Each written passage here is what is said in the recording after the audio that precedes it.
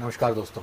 आज मैं एक ऐसे सब्जेक्ट पे आपसे बात करने जा रहा हूँ जो इस समय हमारे देश, हमारे समाज में बहुत ज़्यादा चर्चाओं में रहता है। दोस्तों, ये एक ऐसा सब्जेक्ट है जिस पे हम सबको बहुत पहले ही बात करनी चाहिए थी, लेकिन हम न जाने किस वजह से इन सब चीज़ों के बारे में बात नहीं कर रहे हैं और उसका जो खामियाजा है, उसका जो नुकसान है, आपके और हमारे बीच रहने वाले ही लोगों को उठाना पड़ रहा है। जी हाँ, मैं बात कर रहा हूँ अभी हाल ही में जो एक व्यवसायी के पुत्र के साथ घटना हुई, जिसे एक बहुत प्रसिद्ध किले के ऊपर से धक्का देकर मार दिया गया। बिल्कुल मैं यही कहूँगा कि उसे मार दिया गया है। आरोपी पकड़े गए हैं और उनके पीछे जो कारण बताया गया आरोपियों ने, अभी तक जो समाचार चैनल के माध्यम से जो चीजें हमें पता चल रही हैं कि लड़की की शादी के लिए असहमति थी या उसका किसी और से अफेयर या वो नहीं चाहती थी। अलग अलग वजहों से रोजाना कुछ न्यूज चैनल से पता चलता है कि अलग अलग उसके कारण रहे थे। उससे पहले रघुवंशी केस हम देखते हैं, उससे पहले और भी 2-3 केस इस तरह से हुए। एक बेंगलोर के इंजीनियर के साथ ऐसी घटना हुई। और मैं यहाँ दोस्तों केवल एक ये बात नहीं कर रहा हूँ कि ऐसी घटनाएं केवल लड़कों के साथ हो रही है, उससे पूर्व महिलाओं के साथ, लड़कियों के साथ भी इस तरह की घटना हुई है। तो अगर मैं समाज में पेरेंट्स की बात करूं तो आपको ये समझना होगा कि अगर आपका बच्चा या बच्ची किसी शादी या रिश्ते के लिए मना कर रहा है तो उसकी बात को आप ध्यान से सुने और जबरदस्ती उनके साथ ना करें, क्योंकि आपकी जबरदस्ती, आपकी सो कॉल्ड समाज में इज्जत, इन सब चीजों की वजह से किसी मासूम को, किसी निर्दोष को अपनी जान गंवानी पड़ सकती है। क्योंकि जबरदस्ती जो रिश्ते थोपे जाते हैं वो धीरे धीरे घुटन का रूप ले लेते हैं और फिर उनका परिणाम बहुत भयानक होता है। किसी को अपनी जान देकर चुकानी पड़ रही है, किसी को लापता होकर ही चुकानी पड़ रही है, जिसमें भी अल्टीमेटली बात तो यही है कि वो अब इस दुनिया में रहा ही नहीं। असल में होता क्या है कि आपका किसी से प्रेम है, लेकिन अगर आप उसको साथ में रखकर किसी और से शादी कर रहे हैं और आपके दिमाग में ये बात चल रही है कि शादी के बाद उसको रास्ते से हटा देंगे और फिर हम शादी कर लेंगे, तो जब आपके अंदर इतना पोटेंशियल है, इतना आपके अंदर हिम्मत है, तो फिर आप अभी क्यों ना कर ले रहे हैं? या आपके माइंड में ये सब चीजें प्लान हो चुकी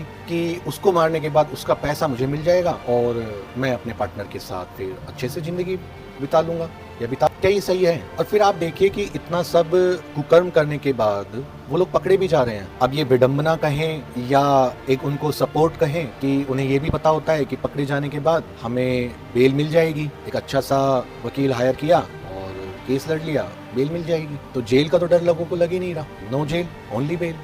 मेरा वीडियो जो भी लोग देख रहे हैं, अगर आपके खुद के साथ ऐसी चीज़ हो रही है, आपके स्वयं के साथ अगर ऐसा कुछ हो रहा है कि आपकी मर्जी के खिलाफ शादी हो रही है, तो मेरी बात याद रखना, आप अभी भी सगाई तोड़ सकते हैं, अभी भी वो रिश्ता तोड़ सकते हैं।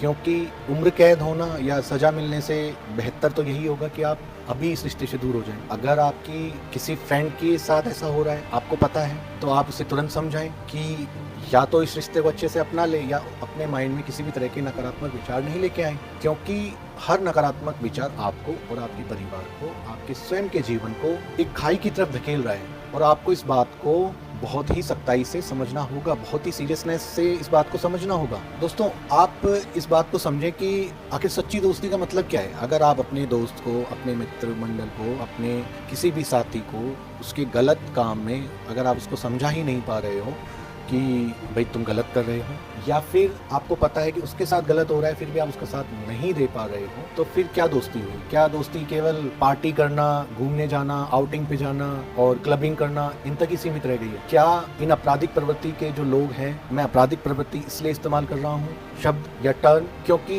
अभी तक की जो घटनाएं हमने देखी हैं वो सब प्री प्लान है। ऐसा नहीं है अचानक किसी के मन में आ गया और उसने इस तरह के कांड को अंजाम दे दिया। ये सब पूरा प्री प्लान था, हर चीज प्री प्लान है, किस तरह से एक निर्दोष की जान लेनी है। तो अगर आपका भी कोई दोस्त इस तरह की मानसिकता रख रहा है या आपको पता है कि इस तरह की चीज होने वाली है, उसे रोकिए। आप समाज में उदाहरण बन के सामने आइए। देखिए, रिश्तों का जो कत्ल है ना, वो केवल हथियारों से नहीं होता। बुज़दिल लोगों की बुज़दिली से भी किसी की जान चली जाती है। आप समझ रहे हैं इस बात को? मैं आज ये सब बात क्यों कर रहा हूँ, मैंने ये क्लिप क्यों रेडी की? असल में मेरे पास भी इन दिनों इस तरह के मामले आ रहे हैं कि सर ये हमारे बच्ची की कुंडली है, इनको मिलाइए, इनको मैच करके बताइए कि क्या कुछ इनका भविष्य है। अब प्रैक्टिकली बात तो ये है कि आपके या किसी के भी भविष्य में क्या चीज़ है ये तो कोई भी नहीं बता सकता। केवल जस्ट एक मैथ होती है, कैलकुलेशन होती है, साइंस होती है, जिससे कुछ प्रिडिक्शंस होते हैं, पता चलता है कि ऐसा इनका नेचर है, ऐसे इनकी प्रवृत्ति है। लेकिन जब पेरेंट्स ये पूछते हैं कि सर ये बताइए क्या शादी के बाद मेरे बच्चे के साथ कुछ गलत तो नहीं होगा, तो आप सोचिए कि हमारा समाज किस तरफ जा चुका है। आखिर चूक कहाँ हो रही है कि इस तरह के सवाल पूछने